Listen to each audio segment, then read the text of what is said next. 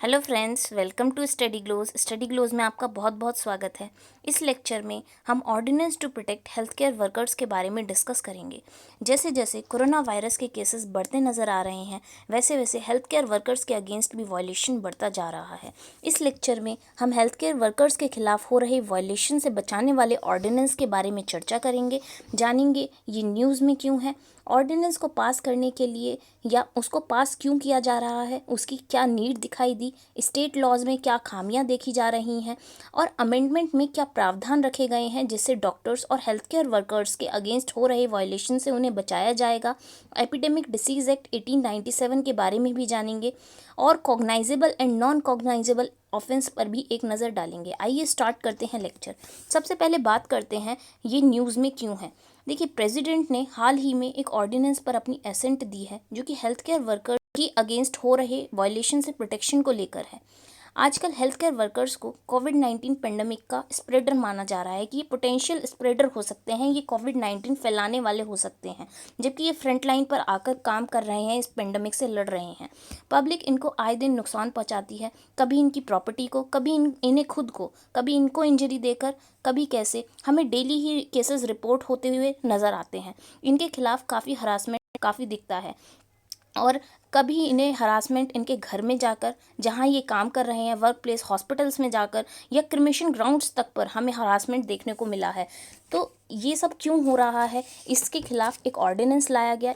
इसको देखते हुए हमारी मेडिकल कम्युनिटी ने ये डिमांड रखी कि आप एक ऑर्डिनेंस लाइए या हमें प्रोटेक्शन चाहिए इन केसेस के खिलाफ। देखिए, यूँ तो कुछ स्टेट ने भी स्पेशल लॉज लाए, लेकिन वो बहुत अच्छे नहीं हैं, वो बहुत ज़्यादा प्रोटेक्शन में बात नहीं करते, वो ज़्यादातर फिज़िकल वायलेंस से प्रोटेक्शन देने पर केंद्रित हैं।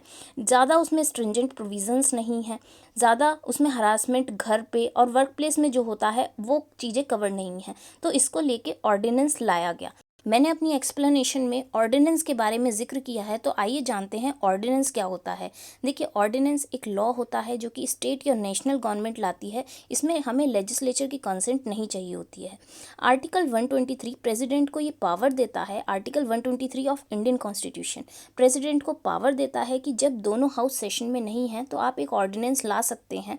और ऑर्डिनेंस आप जब ही लाएंगे जब आपको लगता है, आप अपने आप को सेटिस्फाई करते हैं इस बात से कि सिचुएशन को इमीडिएट एक्शन की ज़रूरत है, या फिर दोनों हाउस सेशन में नहीं है, ये मैं आपको बता चुकी हूँ। और अप्रूवल ज़रूर होनी चाहिए। जो भी आपने ऑर्डिनेंस पास किया, जब पार्लियामेंट दोबारा से सेशन में आएगी, जब दोनों हाउस दोबारा से सेशन में आएंगे, तो उसके 6 वीक के अंदर उस जो ऑर्डिनेंस है उसे अप्रूवल मिल जानी चाहिए। और ऐसी ही पावर्स स्टेट के गवर्नर को भी दी जाती है, और वो पावर अंडर सेक्शन 213 दी जाती है। ठीक है, तो ये बात हुई ऑर्डिनेंस की कि ऑर्डिनेंस कुछ टाइम के लिए होता है और उसको अप्रूवल देनी ज़रूरी होती है within 6 weeks of reassembling of both houses of parliament. ठीक है, both houses of parliament, Lok Sabha और राज्यसभा। आप बताइए, पार्लियामेंट के बारे में हमारे लेक्चर्स पॉलिटी पर चल रहे हैं, तो पार्लियामेंट कौन से सेक्शन आर्टिकल में कवर होता है और लोकसभा और राज्यसभा का आर्टिकल भी कमेंट सेक्शन में लिख के बताइए। अब सबसे पहले हम बात कर लेते हैं कि इस अमेंडमेंट के तहत क्या की पॉइंट्स हैं, उनको डिस्कस कर लेते हैं।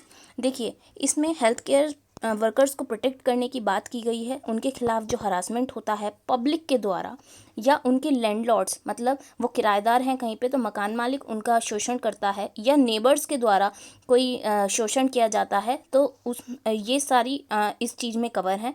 तो हेल्थ केयर वर्कर्स को इस चीज़ से प्रोटेक्शन मिलेगी। और जो भी मेडिकल स्टाफ के खिलाफ वायलेंस होता है उसे कॉग्नाइजेबल और नॉन बेलेबल ऑफेंस माना जाएगा। अब देखिए, इसकी बात आई गई है, तो कॉग्नाइजेबल और नॉन बेलेबल ऑफेंस या और नॉन कॉग्नाइजेबल ऑफेंस के बारे में डिस्कस कर लेते हैं। देखिए, जब भी किसी कॉग्नाइजेबल ऑफेंस के बारे में सबसे पहले बात करते हैं, जब भी किसी पुलिस ऑफिसर को ऐसा लगता है कि कोई पर्सन, कोई इंडिविजुअल सस्पेक्ट है, तो वो उसे अरेस्ट कर सकता है। उसे लगता है कि ये कोई क्राइम कर सकता है ना, मतलब लग रहा है कि ये सस्पिशियस पर्सन है और इसको अरेस्ट करना ज़रूरत है, वरना ये कुछ ऑफेंस करता हुआ नज़र आएगा आगे फ्यूचर में, तो वो बिना कोर्ट के वारंट के उसे अरेस्ट कर सकता है।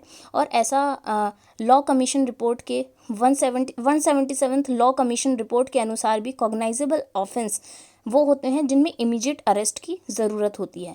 जनरली हीनियस क्राइम्स और सीरियस क्राइम्स जो होते हैं उनमें इमीडिएट एक्शन और वो कॉग्नाइजेबल ऑफेंस कहलाए जाते हैं, जैसे murder, rape, kidnapping, theft, dowry और डाउरी डेथ वगैरह। ठीक है, इसमें एफआईआर खाली रजिस्टर होती हैं, लेकिन जो भी पुलिस ऑफिसर अरेस्ट कर रहा है उसे विद इन 24 आवर्स जब उसने एक कल्प्रिट को अरेस्ट किया उसकी डिटेंशन रेटिफाई करवानी पड़ेगी जुडिशियल मजिस्ट्रेट से। ठीक है, तो ये हो गए हमारे cognisable offence. Non cognisable offence में पुलिस अरेस्ट कर ही नहीं सकती वारंट के बिना, और उसमें इन्वेस्टिगेशन भी कोर्ट की परमिशन के बिना नहीं कर सकती। इसमें इसके एग्जाम्पल अगर मैं आपको दूँ, चीटिंग, पब्लिक न्यूसेंस, ये सारे एग्जाम्पल आ सकते हैं। देखिए, अब मैं अपने की पॉइंट्स पर दोबारा आती हूँ, क्योंकि आपको पता चल चुका है कि एक कॉग्नाइजेबल और नॉन कॉग्नाइजेबल ऑफेंस क्या होता है।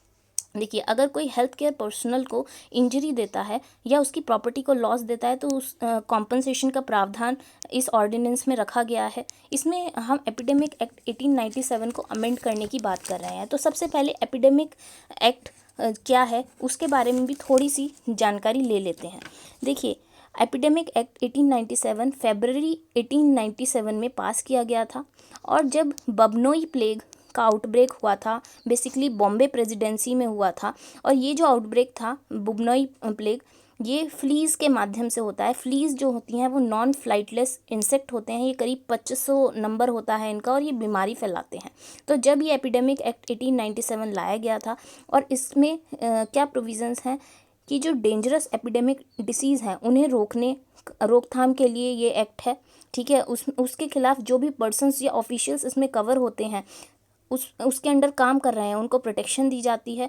और वो जो भी एक्शन लें सिचुएशन को देखते हुए, तो उसको बिल्कुल गुड फेथ में अगर उन्होंने लिया है तो सही माना जाएगा, और उसके खिलाफ कोई भी पर्सन कोई सूट उनके खिलाफ कोर्ट में नहीं दायर कर सकता। और स्टेट सेंटर को ये ताकत दी जाती है कि वो स्पेशल मेजर्स ले सकते हैं डिसीज़ के रोकथाम के लिए। तो ये था हमारा एपिडेमिक एक्ट 1897। अब इसमें जो अमेंडमेंट की गई हैं हम उनके की पॉइंट्स को डिस्कस कर रहे थे, तो वो ही आगे बढ़ाते हैं। देखिए, और इसमें ये भी कंपनसेशन का प्रावधान जैसे मैंने बताया, और अगर इनके व्हीकल या क्लिनिक को नुकसान पहुंचाया जाता है, वहाँ पर प्रॉपर्टी का नुकसान होता है, तो डबल कंपनसेशन एक्यूज्ड को देना होगा। मतलब जो नुकसान पहुंचा रहा है उससे मार्केट वैल्यू की डबल कंपनसेशन वसूला जाएगा। मतलब जैसे अगर व्हीकल की कीमत 50,000 है तो उसे 1 लाख का कंपनसेशन देना पड़ेगा हेल्थ केयर वर्कर को।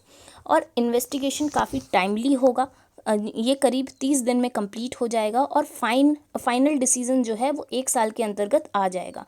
ऑर्डिनेंस में सारे हेल्थ केयर वर्कर्स कवर हैं, जिसमें डॉक्टर्स, नर्सेज, आशा वर्कर्स शामिल हो जाते हैं। और इसकी पनिशमेंट करीब 3 मंथ से 5 ईयर्स होगी, और फाइन 50,000 से 2 लाख के करीब होगा। और वहीं ये केस अगर सीवियर हो जाता है, काफ़ी ग्रीवियस इंजरीज हो जाती हैं, तो इसकी पनिशमेंट बढ़ाकर 6 मंथ से 7 ईयर्स कर दी जाएगी, और फाइन 1 लाख से 5 लाख हो जाएगा। और ये कॉग्नाइजेबल ऑफेंस होगा।